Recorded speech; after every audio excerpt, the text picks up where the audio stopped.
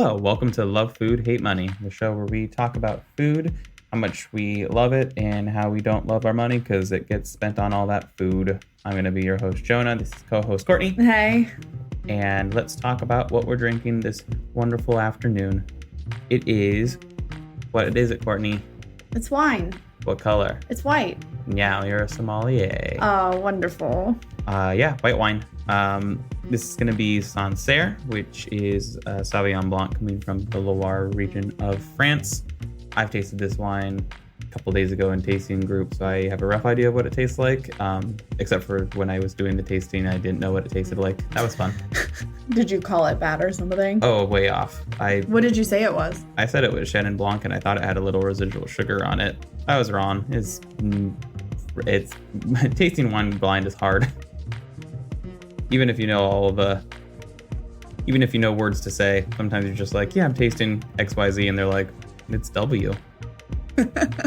Like, oh, well, all right. What do you taste? Well, for context, I am sick.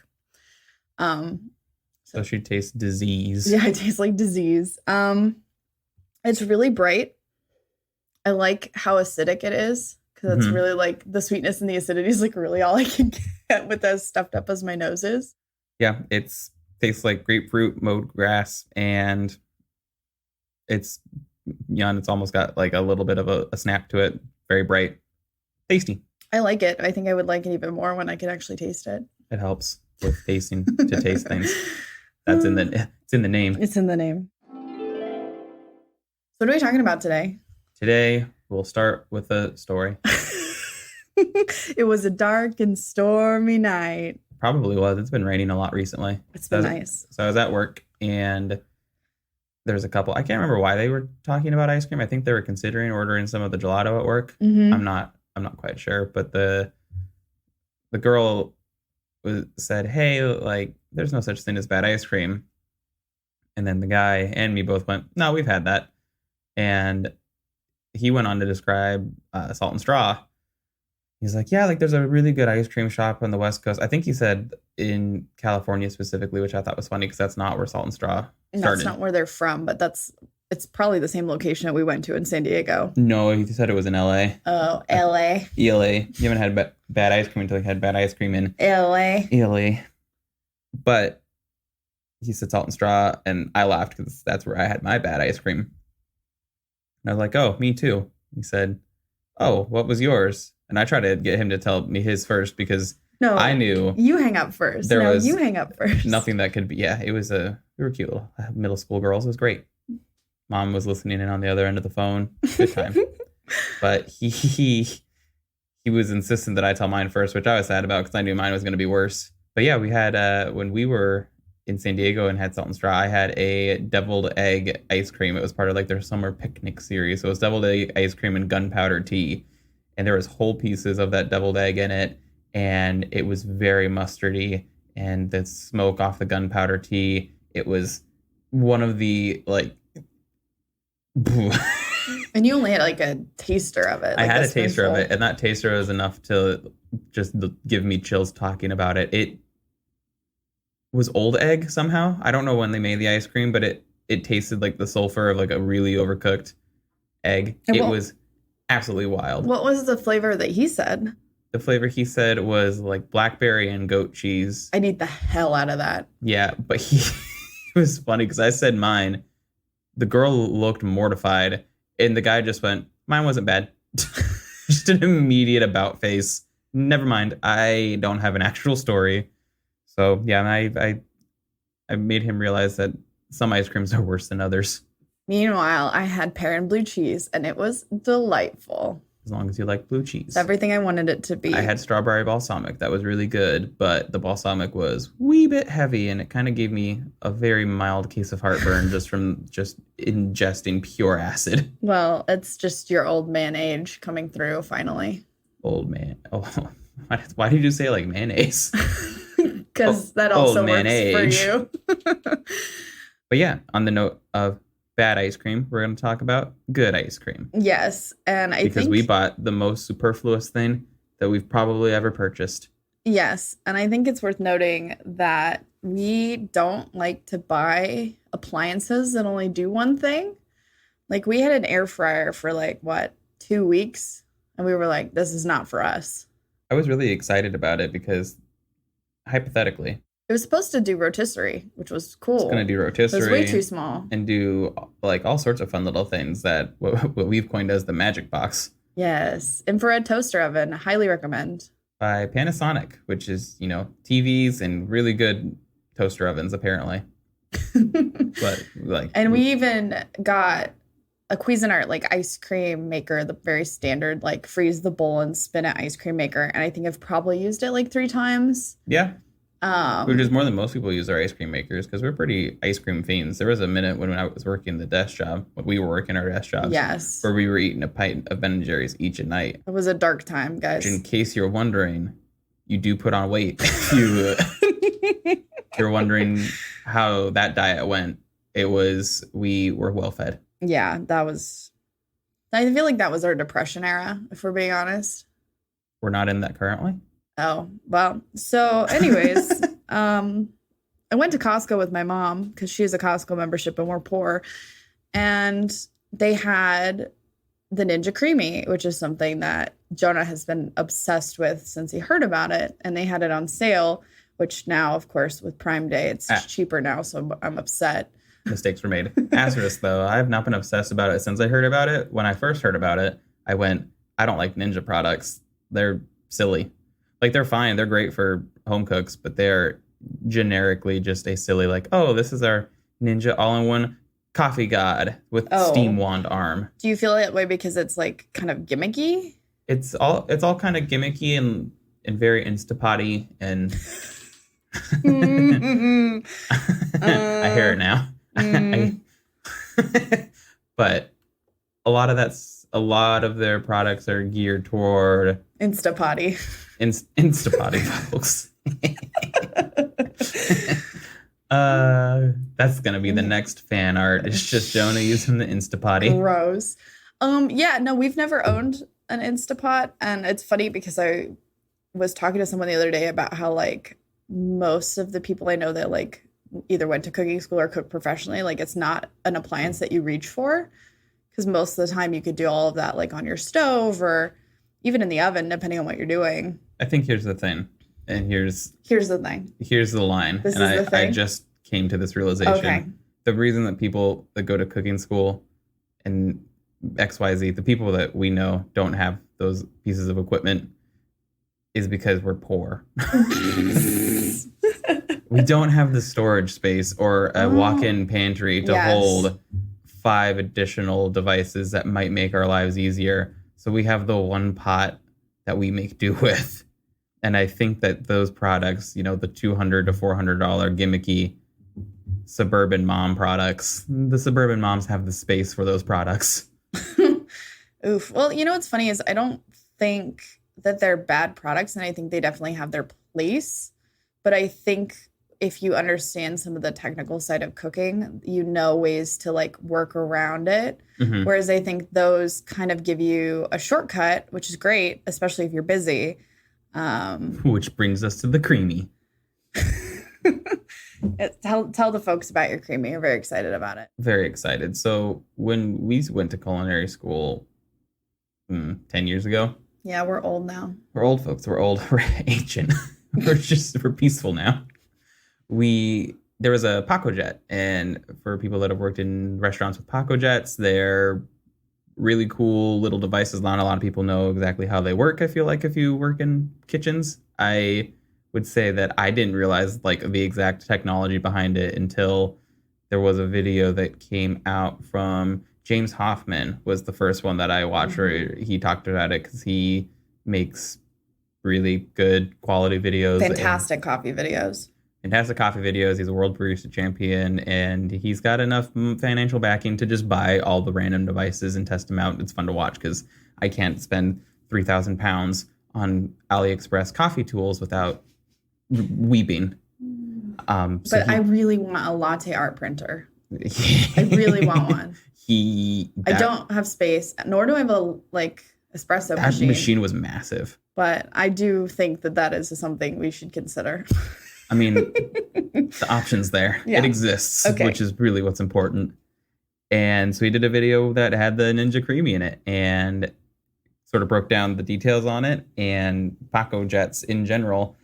So Pacojet is essentially a hydraulic, or not a hydraulic, it's a drill press. Mm-hmm. So you take frozen base, whatever it may be, sorbet, cauliflower soup, Donnie, whatever it is, you take it and you put it in this essentially a canister that's roughly a pint to maybe a quart, depending on the size. I think they made a couple of different sizes of Pacojets, but in general, they're about pint size. Take it, put it in, and it blended, crushed, shaved, made really good textured ice cream sorbets, XYZ. Mm-hmm. So that was the Pacojet. I think the entry level for a restaurant to like acquire a Pacojet was about $7,000.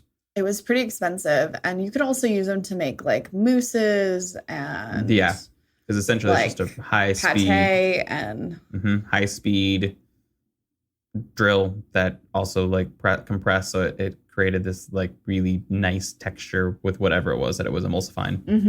Mm-hmm. Yeah, they're from what I've heard in the rumor mill, they're either bankrupt or going bankrupt. So the patent on that technology expired, and then Ninja Shark Co. came in and said, Gimme. "Yes, sir, we will make a home version of this product." So they, instead of $7,000, it's $200, and it works wonderfully. Yes. Did you have a Pacojet in any of the restaurants you worked in? There was only the one at Evit, and there's Pacojet where I work now. They use it to make the gelatos and stuff. We had them for sure at the first restaurant I worked at. I remember very specifically because when it was slow, we would all stand around the freezer in the back and eat all the ice cream. That's ice cream. It's a really pure image. Just 6 cooks just huddled around a freezer, just taking turns with the Pacojet, which I just 6. No, there was like 3 of us running that kitchen, but anyways. Well, my bad. For a very long time, I've thought that would be a fun appliance to own just because of the quality. So then seeing that there was a home version was like, okay. Got to try it out for ourselves. It's a very low bar for entry, especially because we got it on sale. That's sweet. $150. Which is like a lot to spend on startup for ice cream. You can just go buy like a pail of ice cream for $3. Pail. Look, some of us grew up with ice cream pails, lady. Not all of us had individual pints. That's birthday party ice cream. The big bucket? No, that was going to Grandma and Grandpa Ellingson's, and they would make a milkshake where you would just get pale ice cream and pour milk in, and then you would have to smash it with your spoon really fast. Oh my God.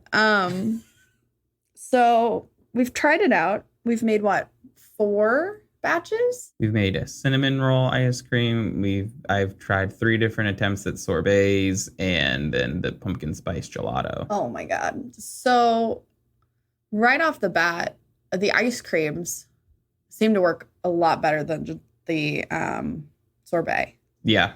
We've had some issues with the sorbet so far, but I think a lot of that too was your sugar ratio. Yeah, in your grapefruit sorbet, because you were following the recipes out of the book that it comes with. Yeah, and I even have the little book here so I can talk to people about it, because I feel like it's important to note the things that they have come up with and some of the nonsense that exists because of this device. It's basically, and it talks about it a little bit. It's got a couple different pre-settings. So it's got ice creams, which for the intents of this machine are not custard bases. The custard bases are what the gelato setting is for. So for the ice creams, it is just a quick whisk, like 3 minutes of prep to get things going. The sorbets vary from literally just like putting banana into the canister and freezing it to just pouring out. What it recommends is Dole canned fruit, which I like that weird partnership where Ninja was like, Dole, what's up, my friends? Do you want to surge in business because of our weird ice cream machine? And then there's also a smoothie bowl setting, and then there's a couple other. There's the mix-in setting, which I think is funny. It's literally a spinning blade, so like the idea of mixing in with a blade is funny to me. I don't know why. I feel like It's aggressive. it probably really nicely evenly distributes pieces, but I would be curious to see how much integrity you could keep in the sizes of like the chunks that you're mixing in. It goes on to talk about that a little bit. It says not to mix in sauces or anything. Oh, it's interesting. kind of funny. Well, yeah, because it's just gonna whip it in. It's not gonna like fold it in like you normally would. There's a mix-ins 101 page, which I love. Hard mix-ins will remain intact, and gummy bears are considered a hard mix-in. Well, yeah, gummies and ice cream is a bad idea. I love because conceptually gummies are gummy, but when you get that stuff cold, they are little rock chips. And then soft mix-ins, the picture is Fruit Loops, Oreos, and pretzels. Okay. Easy enough to break down and ship down. But yeah, it doesn't recommend mixing in fresh fruit, any sauces or spreads, because it will literally just whip in and become homogenous. Realistically. Although I do think if you were making like a strawberry ice cream and you threw a couple fresh strawberries on top and just let those like get beaten to a pulp into your ice cream, it'd probably be pretty good. Yep. But yeah, this is a very good little machine. The sorbets, again, we've had some issues with. I think that I got canned grapefruit because that's the recipes for the sorbets are literally take open can, pour into the pint canister that comes with the creamy, put it in the freezer for 24 hours to let it fully freeze through. So that way it's a consistent temperature throughout. And it talks really aggressively about don't skip out on the timing. It's not going to be good. So we've been very good listeners. We've waited 24 hours at least on all of our bases. And yeah, let it rip. And it makes like even the sorbets, although the sugar ratios have been off, have been texturally.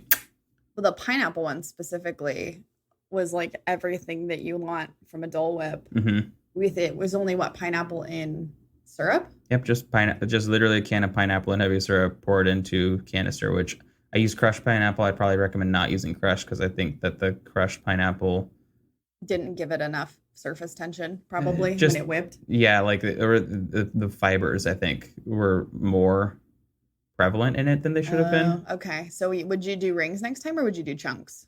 Either. I would just not do crushed. Okay. But yeah, you just pour the canister in, and for people that are I don't know. We're ice cream people, so it's really fun to have options just chilling in the freezer.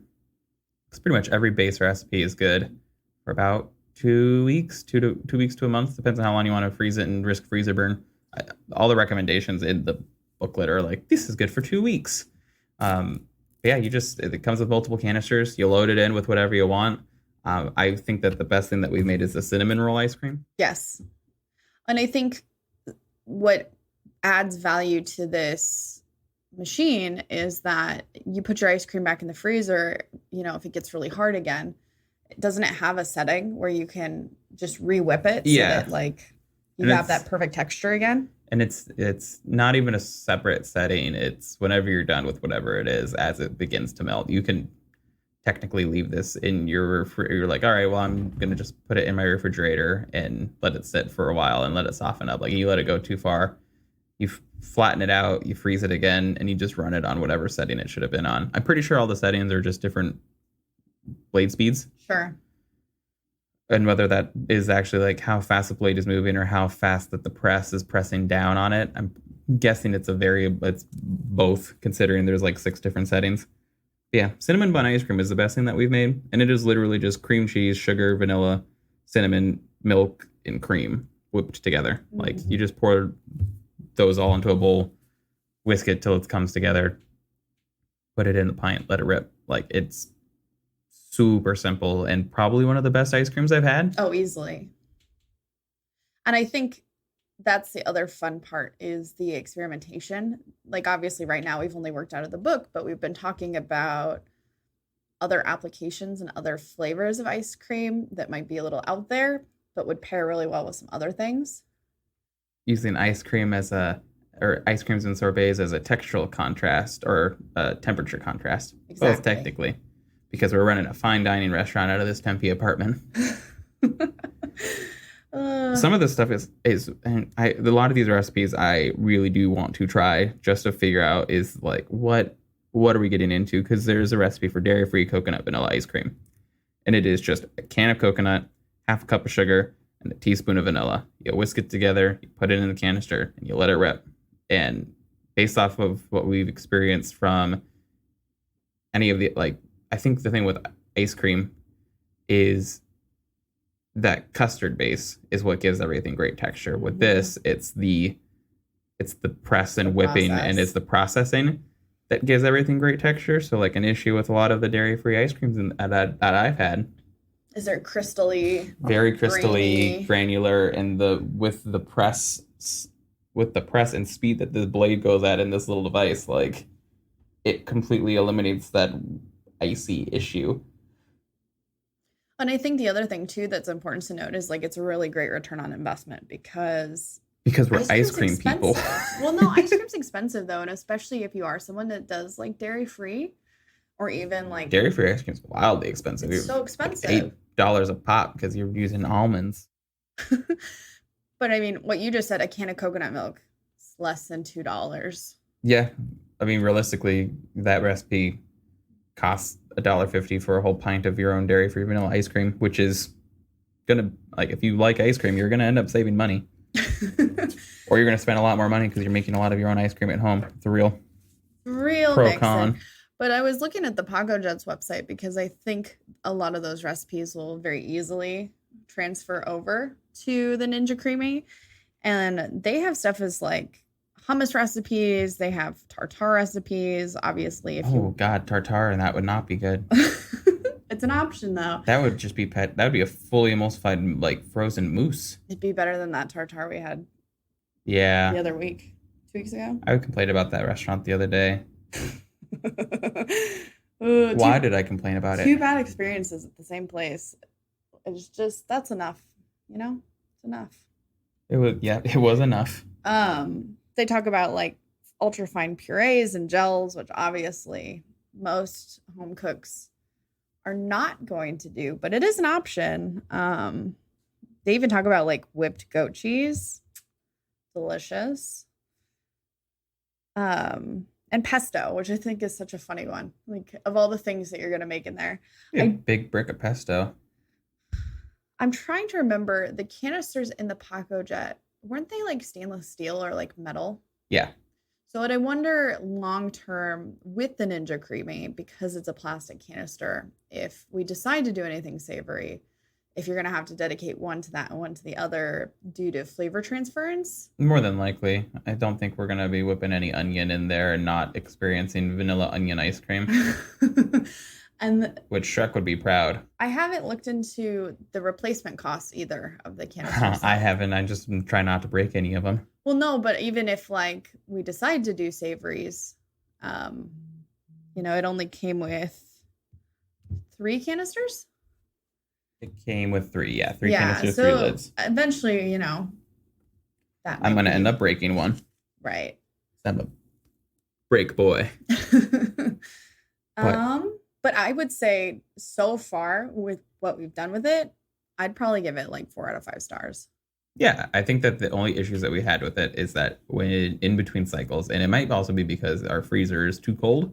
Oh. There's a temperature range that you're supposed to have your freezer set to make sure that the bases all get to a specific temperature. Our freezer just has like ambiguous settings of cold, super cold, lost your nipples cold. Like it's very inaccurate. There's no accuracy. So we'd have to actually put in a thermometer in our freezer, and we're not a real restaurant, so we're not going to do that. But I thought we were a real restaurant. Well, like we're a really bad restaurant. Oh. No advertising, no customers. Just a pug. We're running out of food constantly. Constantly running out of food. Our fridge is 86 right now. Well, I think we could make a lot of really great condiment ice creams. That's where I've gotten to in the booklet, because the no prep inspiration chart is the most unhinged part of their recipes. What?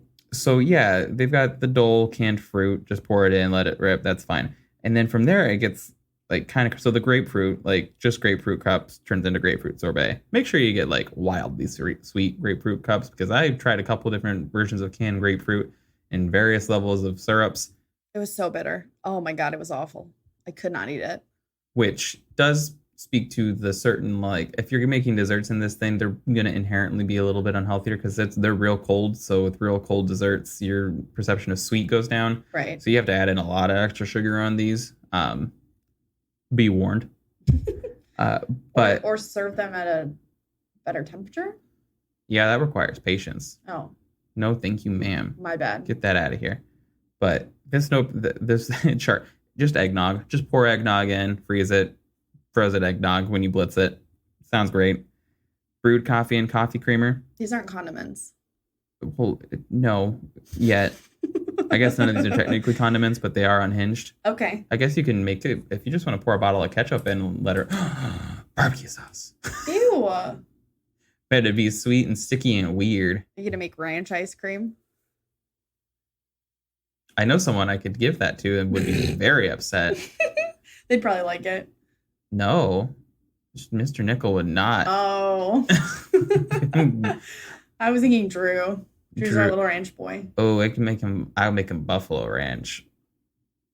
Just ice cream and give it to him with a plain crispy chicken wing and watch his eyes light up. Oh, gross. I think of these rest, so I'm going to save the best for last. So it's almond milk and coffee creamer for an easy freegan desserts, vegan frozen dessert. Just Mott's applesauce for apple sorbet, bottled smoothie for a smoothie bowl, a frozen smoothie bowl. Just a bottle of chocolate milk. And it makes milkshakes too, right? Yeah, milkshakes is like it's delicate setting. So you take whatever ice cream you want and mix in, and you just throw it in and hit the milkshake setting, and same day satisfaction, no 24-hour waiting period. Nice. But I think the craziest one, and I want to try it once, and then I'm afraid to try it again, is just pie filling. Oh, that sounds wonderful. Cherry, blueberry, lemon, strawberry, apple pie filling, just to make a sorbet. So you just load in a can of pie filling and just let it rip. And that's I'm positive that is gonna have enough sugar to come through in the final product. Oh my gosh. And then you could make like a little like pie crust crumble to go on it or in it even. I mean, you could just take the lemon pie filling, freeze it, let it do its thing. Not that one. Mm-mm. No, but like the fruit ones, maybe. It says, what do you think a lemon is? No, I think that one is like. Stop the presses. I think that filling is gross though, like the texture of it and like the artificial lemon flavor. The texture's not going to be there in this whole thing. Well, look, the apple and the cherry, that appeals to me. The lemon does not appeal to me. Okay, well, if you just took the cherry pie, sorry, pie police. Didn't realize that there was a tier of artificial fruit. Yes, obviously. What's the best artificial fruit? In like the canned pie fillings? Yeah. Apple. But that one tastes the least artificial. I don't even know if that counts. Exactly why it's the best one. I like the lemon one.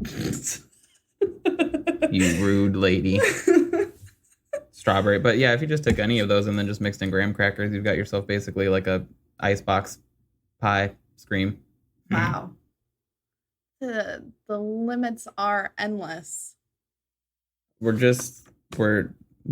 not endorsed by Ninja Shark, but you should definitely try this product. But if they did want to sponsor us, hello. We're open for negotiation. We would love to test some more of your products and tell you why we don't have space for them. But if they're good enough, we will make space. Yes, our other ice cream maker is going to end up just going away. Yep. Did you hear that, Cuisinart? You're out. Gotta step up your game. Frosé sorbet. Just mix in rosé with some strawberries and simple syrup and just let it rip. Lots of boozy recipes in here, which I think is funny. They're like confident that if you're buying this, you're going to be drinking. Yeah. Yeah, I'm excited. Do you have an original flavor that you want to make that's not in the book or that you haven't seen yet? I mean, I haven't thought about it, and I'm a pretty by the book kind of guy. You're the one that's always painting outside of the lines. I'm a painting inside the lines boy. You're Your flavors though are just like you want to mix blue cheese into literally every fruit, which is moderately I gross. I want to mix herbs with fruit because I think that's really fun, and like a blueberry and thyme, or like a sage with That peach. would taste like that one tart that we had at the what's that place called? French restaurant. Oh. That used thyme everywhere. Sotis. Yeah. They're very good. So good. If you like thyme, you'll love that restaurant. It's very French.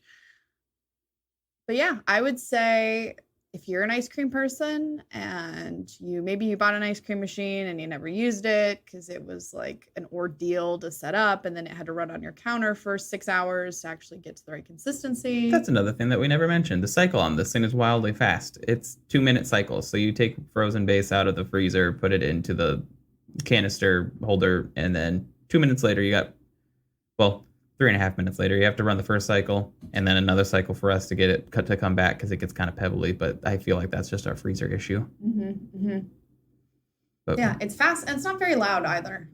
I mean, it's not very quiet. Right, but like compared to like the ice cream machine that we have that would sit on the counter and just make that awful like whirring sound. The gentle like hum of it going for 4 hours. Yeah, an hour and a half, 2 hours, depending on what you're making. And it's a lot quieter than most of the air fryers I've dealt with. Those things sound like jets coming up, just landing on your countertop. I'd say it's in between the two. Yeah. And it's only 2 minutes, which is nice. It's like sorry, upstairs neighbor for running this at 2 a.m., but I need my ice cream. Well, on that note, there's a jet engine landing on the counters right now. I gotta go flag that thing in. Thank you for listening to Love Food, Hate Money. This podcast is edited by John Watkins of Feathered Fiction Studios. He also does our original music. We are still selling t-shirts. If you want one, definitely message us. If spending money is not in the cards for you right now because you're loving food too much, make sure to rate and review our podcast if you like it. If you don't like it, please send hate mail to Jonah. He would love to receive that from you. I love hate. The best way to keep up with us right now is Instagram. We have some really exciting stuff coming up. I finally probably mostly did finish the thing that I've been promising for the last 4 weeks. That's how I describe my goals. And thank you so much to all our new listeners. For some reason, that burger episode really popped off. And we have listeners all over the country and all over the globe, which is so crazy. Or all over VPNs. It's real hard to tell. Right. Well, we'll take the wins where we can get them. Thanks for being secure while listening to us. Thank you to Chef Gwen for ordering a t-shirt. It should be there at the time that this comes out. So we have t-shirts all over the country now, guys. If you still don't have one, what are you doing? You're missing out on the agenda. The communist t-shirt podcast food agenda. I really hope that more people that wear the shirts get interact with. And they're like, are you really a communist? Like,